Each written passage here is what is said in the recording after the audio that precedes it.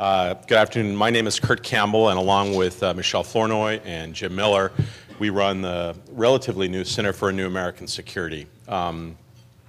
We're dedicated to looking at national security issues. We hope to be bipartisan, Democrats, Republicans, military, and civilians. One of the things that we put in place when we started the Center for New American Security is a Writers in Residence program. As part of this effort, we're trying to identify what we think are the books that really are making an important contribution to the national debate in the current context.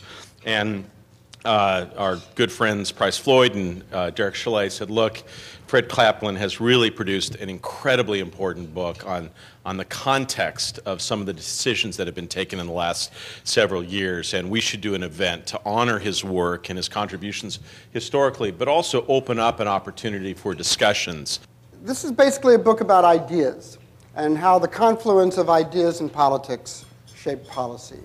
And the basic premise is that most of the disasters that have beset us on the world stage in the past few years stem from two grand misconceptions.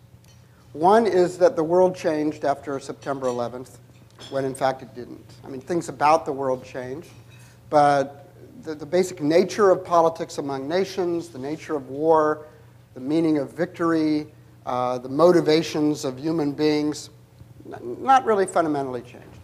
The second misconception is that we emerged from our victory in the Cold War stronger than we were. I mean, remember the phrases, hyperpower, the sole superpower, when in fact, in a very important way, we emerged weaker. And that's because the structure of world politics had changed. And during the Cold War, which was a horrible time in some ways, but it was also a system of international security. And to oversimplify matters greatly, you had these two spheres, and a lot of countries in between who were allied with the West abrogated some of their own national interests to accommodate our interests, partly because of fear of the bear on the other side of the horizon, and partly because the United States was providing security. And so, they went along with us on most events. 1991, the Soviet Union implodes. The common enemy that was in many ways the glue that held the alliances together is no longer there. And over a period of a few years, a lot of countries realized that they can go their own way. They can pursue their own interests. Not necessarily anti-American, but sort of a-American. Rumsfeld's view of RMA was a tool of American preeminence. This is what American power projection would be. Iraq was sort of a test case. It wasn't even so much about Iraq. It was about telling all the bad guys in the world, look what we can do with one hand tied behind our backs. And so if you had told Rumsfeld, as many did, okay, yeah, we could do that, but then to maintain order in Iraq, we're going to need 300 to 400,000 troops in Iraq for the next 5 or 10 years, he would say, well, that nullifies the whole point of military transformation. For as long as the United States has been a prominent actor on the world stage, it's been a superpower. It's used to getting its own way. Everybody speaks English. The dollar is supreme. We have supremacy. Everybody goes along with us. That's no longer the case. And I'm not saying we have to sacrifice our fundamental interests or our basic principles, but we're going to have to get down in the dirt with some unsavory people, and it's not going to be pleasant.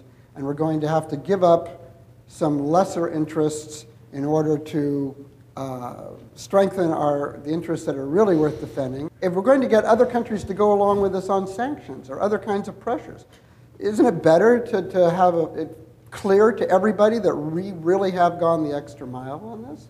I mean, to me, I don't know, it just seems common sense. This business of, oh, well, you're really bad, we're not going to deal with you, it just doesn't impress anybody anymore. I mean, by this framework, if Franklin Roosevelt and Churchill had thought like this, they never would have struck up an alliance with the Soviet Union to defeat Nazi Germany. Maybe they would have even declared war on the Soviet Union and Nazi Germany and, gone down to catastrophic defeat in their high moral dudgeon.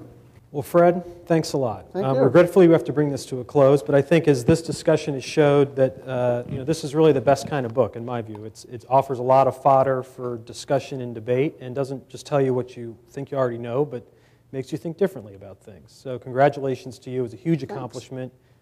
Best of luck as you go out and sell many books, we hope. Right. And thanks for everyone actually, for taking the time out of your day to join us here at CNAS. Take care. Thank you.